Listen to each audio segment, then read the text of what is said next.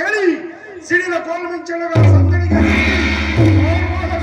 ನೀರಾಗುವಂತೆ ಶ್ರೀ ಮತ್ಸ್ಯ ಪಾತಾಳಗಳ ಏನು ಈ ಭುವನ ಭಾಂಡಾರಗಳಾಗುವಾಗ ಕೇವಲ ಮೃತ್ಯುನೋ ಅಲ್ಪಾಯುಷನೋ ನರಾಧಮನಾದ ನೀನು ನನ್ನನ್ನು ಜರಿದು ಅಪಹಾಸ್ಯ ಮಾಡಿದೆಯೋ